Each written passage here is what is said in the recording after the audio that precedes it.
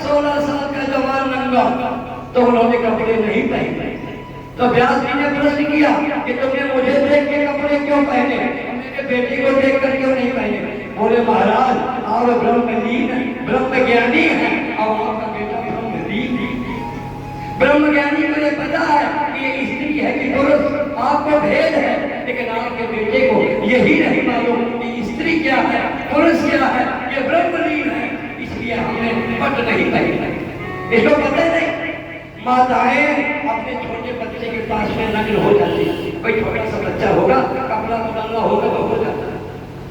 क्यों? उसे ज्ञान नहीं है ना कि स्त्री क्या है पुरुष क्या है, उसका भान नहीं है। दत्तात्रेय ये किसके अवतार थे? भगवान विष्णु ने पैदा किया गया। ये संतोष का अवतार है। मनुष्य के जीवन में संतोष बहुत कब आएगा? जब परमात्मा के प्रति भक्ति बढ़ेगी, आपकी परमात्मा के प्रति आपका अनुराग जाएगा, भगवान से आपका मिलन होगा, तभी भक्ति आएगी। और भक्ति के लिए वो समर्पण चाहिए, वो त्याग चाहिए, वो बहुत जरूरी है। बिना त्याग के भक्ति नहीं होती। अगर आप तेन भुंजी था माँ के धाकस्ते त्याग पूर्वक हर चीज का भोग करिए। आप चाहे लीजिए, अगर डॉक्टर मना करते तो बंद कर दे तो कुछ नहीं होगा। तेन भुंजी था माँ के धाकस्ते धर्म, किसी के भी धन का आप लोभ न करें। जो परमात्मा आपको दे वो आप ग्रहण करें और अपने जीवन का निर्वाहन करें।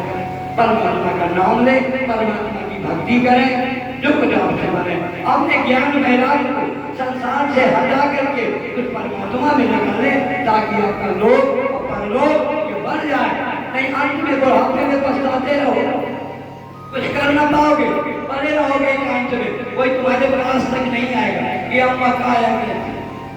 बुढ़ापे में अवस्थी सबसे एक अच्छी चीज हमें लगे।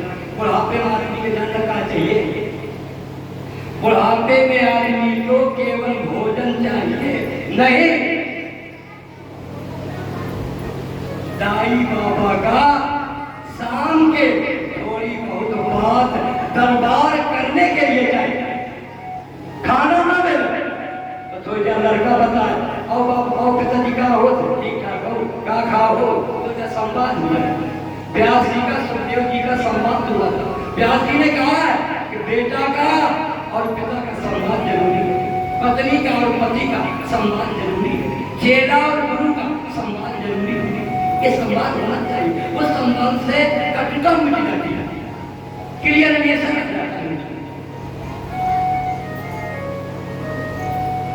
दत्तात्रेय भगवान के द्वारा दिए गए हैं। ये अत्रि ने तपस्या किया था, एक देवता को बुलाया था तो तीन देवता एक साथ आ गए और उससे प्रतिभा विष्णु महेश से चंद्रमा पैदा हो गया, ब्रह्मा जी से, दुर्वासा शंकर जी से और विष्णु जी से दत्तात्रेय पैदा हो गया।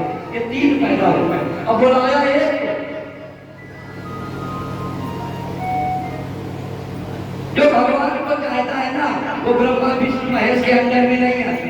मन स्वरूपा ने तपस्या किया, बीती हरि हर आए बहुत बार आए, से कहा वरदान मांगो, बिल्कुल नहीं।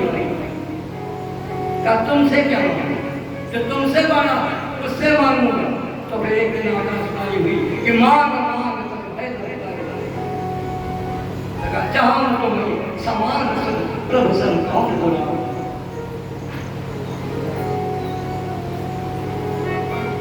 इसलिए जीवन में आप अपने को संभालें, अपने जीवन को सुंदरता की ओर ले चले। आपके जीवन में किसी तरह की निराशा न आए, और ये तभी होगा जब आपका प्रेम भगवान से होगा। अगर भगवान से प्रेम नहीं है तो अंत में निराशा हाथ लगेगी।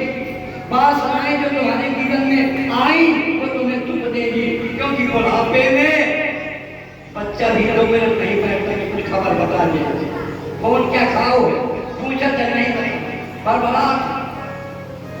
अब तुम कहा कि खाना पे वो खाओ तो जाना है, 10 मिनट बैठा करेंगे, दरबार का बातें कर वैसा चित्र तो हो। निराशा थी अकेले में।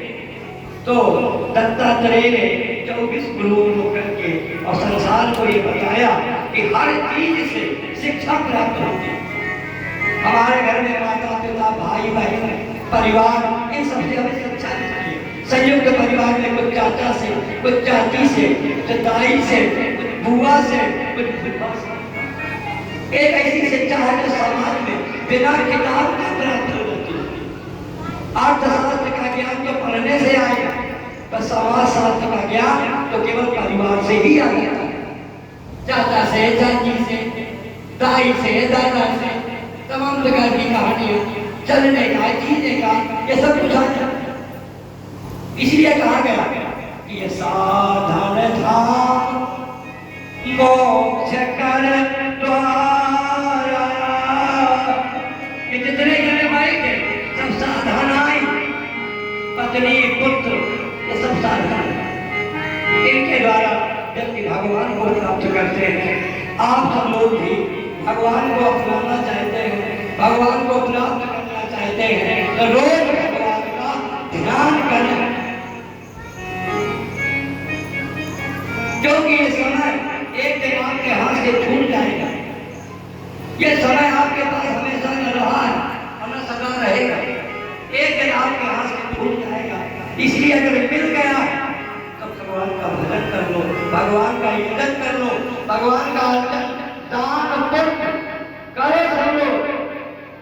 अगर आप ये कथा सुनना चाहती तो जिन लोगों का सहयोग कम से कम 100 रुपया अगले साल